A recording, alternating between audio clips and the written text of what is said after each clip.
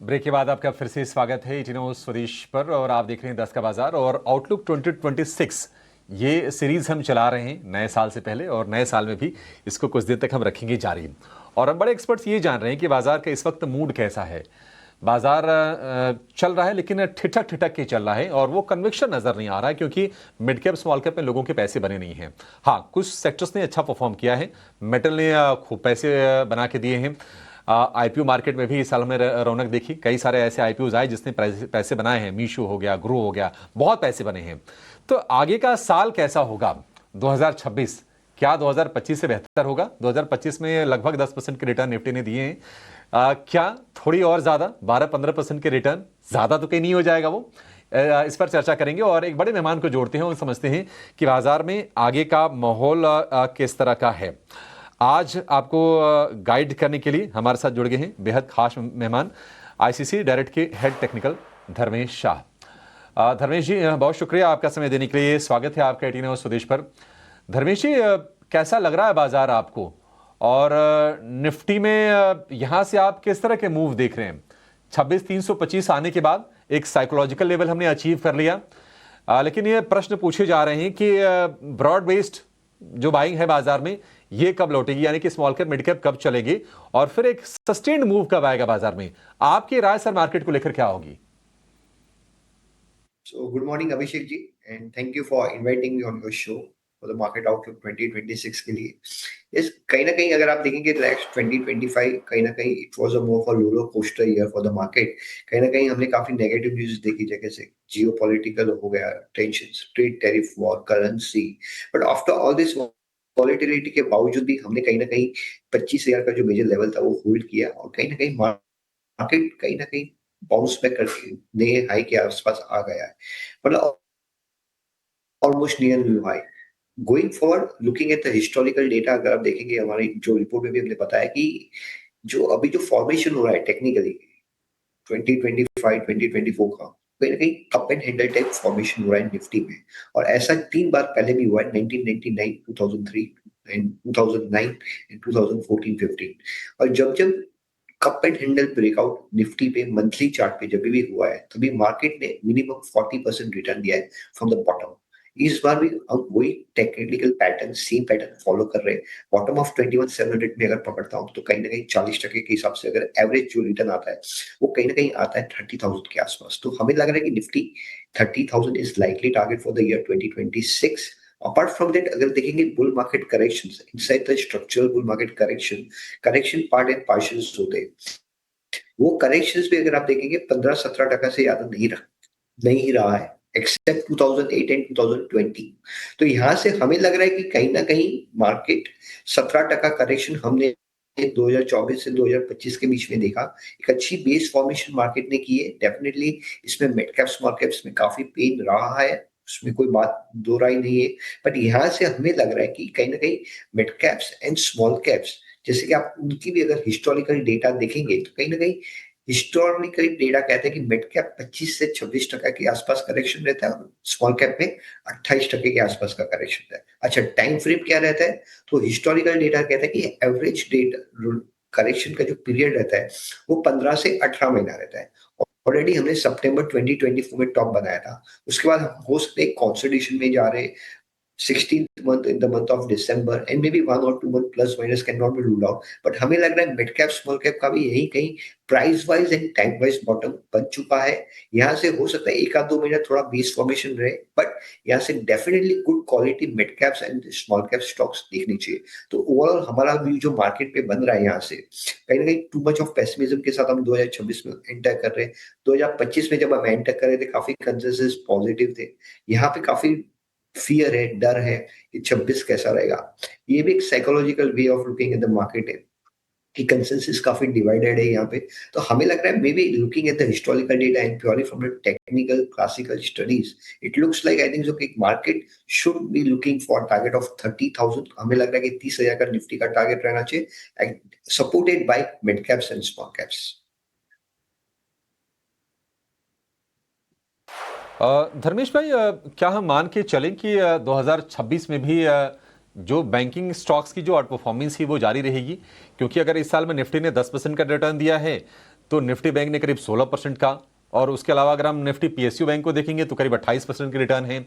वजह यह है कि सरकार की तरफ से पॉलिसी का सपोर्ट है, आरबीआई की तरफ से लिक्विडिटी का सपोर्ट है। अभी आरबीआई की तरफ से नया अनाउंसमेंट है कि वो 2 लाख करोड़ रुपए की लिक्विडिटी इंजेक्ट करने वाले हैं बॉन्ड खरीद कर।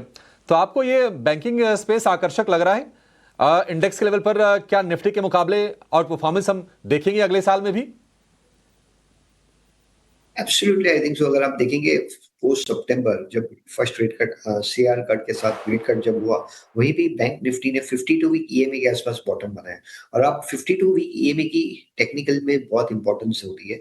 और अगर आप देखेंगे बैंक निफ्टी का चार्ट सिंस द इंसेप्शन, जब जब बैंक निफ्टी ने 52 वीक ईएमए के आसपास सपोर्ट लिया है या माइनर ड्रॉ डाउन भी हुआ है 4 से 5% का, post such sticking support, Bank Nifty has average given a gain of around 28% to 30%।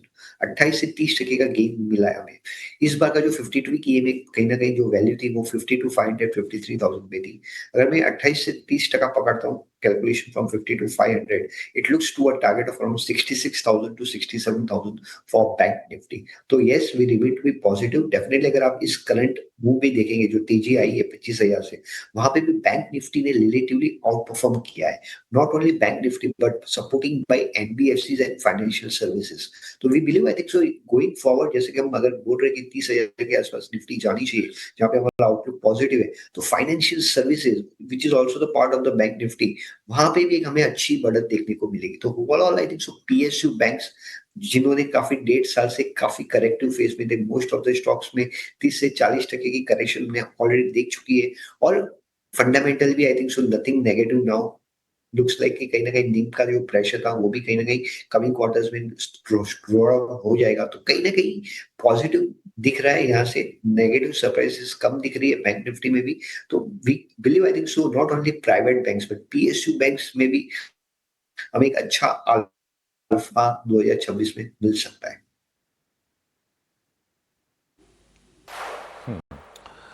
Dharmesh भाई, अगर मैं सेक्टर आपसे पूछूं कि कौन से सेक्टर्स आपको बहुत अच्छे लग रहे हैं, कहां पर मॉडरेट रिटर्न रहेंगे, और कहां से अगर दूर रहें या फिर एग्जिट ले लें तो बेहतर होगा?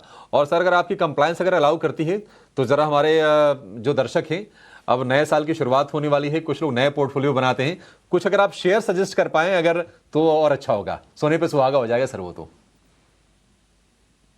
Absolutely I think so the way that कहीं ना कहीं अगर हमारे इन हाउस हमारे 740 स्टॉक्स का एक यूनिवर्स है, वहां से हमने एक स्टॉक बकेटिंग किया है हमारी इन हाउस टेक्निकल फिल्टर्स के बेसिस पे।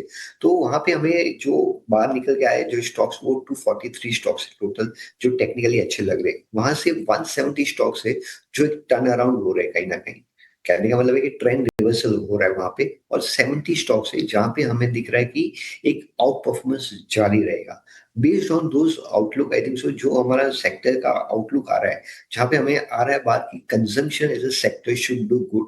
आई think so definitely I think so जो जीएसटी के जो रेट कट्स हुए हैं, RBI rate cuts, I think so that is also putting positive for consumption. और आपका जो इन टैक्स इंसेंटिव जो मिला है गवर्नमेंट साइड से 12 लाख तक tax free, I think so all this factors में हमें लग रहा है कि कहीं ना कहीं कंजम्पशन को एक अच्छी बूस्ट मिलेगी 2026 में। तो 2026 में हमें लग रहा है technically and also fundamentally I think so consumption as a sector looks positive. Apart from consumption हमें लग रहा है कि banking again I think so the leader of the sector, I would say the rally, कहीं ना कहीं इस rally के लीडर बैंकिंग रहेंगे। तो बैंकिंग एक अच्छा हमें लग रहा है। Oil and gas, IT, I think so IT में काफी व्यू डिवाइडेड है अभी भी कि लोग कहीं लग रहा है कि पॉजिटिव, कहीं यूएस टैरिफ की वजह से थोड़ा कॉम्प्लिकेशन H1B वीजा की वजह से है। बट हमें लग रहा है आईटी में price wise and time wise correction done.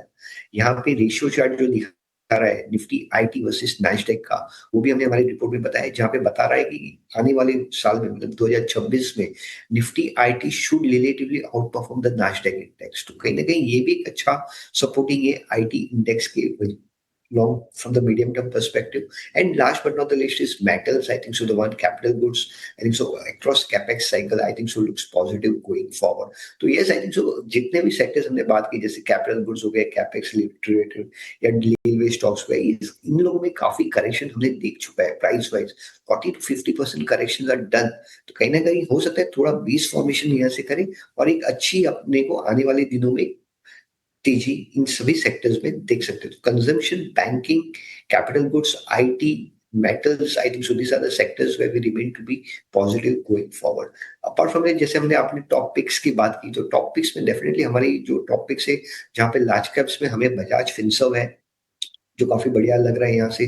3 साल के अंडर परफॉर्मेंस के बाद एक अच्छा हमने ब्रेकआउट की तैयारी में बजाज फिनसर्व है। तो यहाँ पे हमें लग रहा है कि 2400 के टारगेट के साथ बजाज फिनसर्व देखना चाहिए। Apart from Bajaj Finserv, Indian Oil Corporation IOC again biggest beneficiaries of the fall in the crude oil prices, और यहाँ पे भी ये refining margins expected to be better going forward. तो आईओसी में भी मल्टी ईयर ब्रेकआउट के बाद retesting of those previous breakout level looks to be more positive going forward। तो यहाँ पे 192 के टारगेट के साथ आप आईओसी देख सकते हैं। Apart from that Pidilite, now again a part of a consumption, जैसे हमने कहा कि कंजम्पशन यहाँ से काफी अच्छा लग रहा है। एंड बिगेस्ट आई थिंक सो पीडीलाइट का जो है वो कहीं ना कहीं होम मेकिंग में है।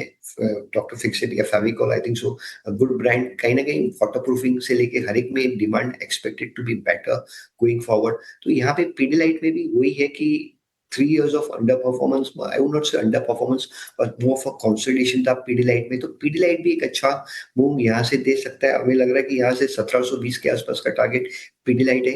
Apart from that, Jamuna auto the mid cap side looks more positive. Again pure CV play है, जैसे कि हमने देखा कि सीवी साइकिल काफी पॉजिटिव होती जा रही है अक्रॉस। अगर आप अशोक लीलैंड देखिए या टाटा मोटर्स, तो उनके जो सप्लायर्स है वहां पे हमें लग रहा है कि एक अच्छी बढ़त होनी चाहिए। जैसे कि Jamna Auto is the biggest supplier of CV, तो यहाँ पे भी cup and handle type formation हो रहा है। A long underperformance looks to be a breakout for 152।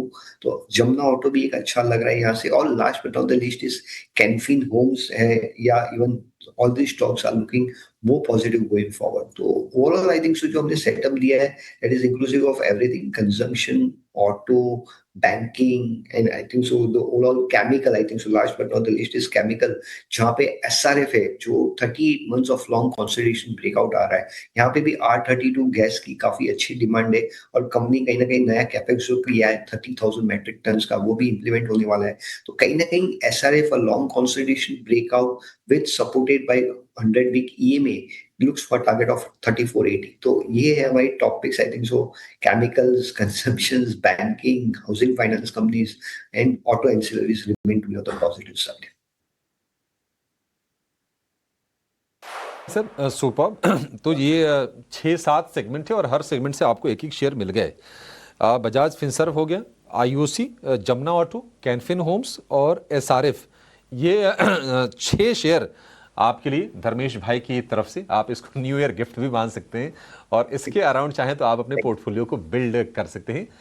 Technicals भी अच्छे हैं इनके, और फंडामेंटली तो खैर मजबूत है, तभी आपको लॉन्ग टर्म के लिए रेकमेंड किए जा रहे हैं। धर्मेश भाई, बहुत शुक्रिया आपका आज समय देने के लिए और विस्तार से तमाम सवालों पर अपने जवाब देने के लिए, और ये बेहतरीन पिक्स नए साल के लिए बताने के लिए। सर बहुत शुक्रिया, आपको नए साल की ढेर सारी बधाई, ढेर सारी शुभकामनाएं।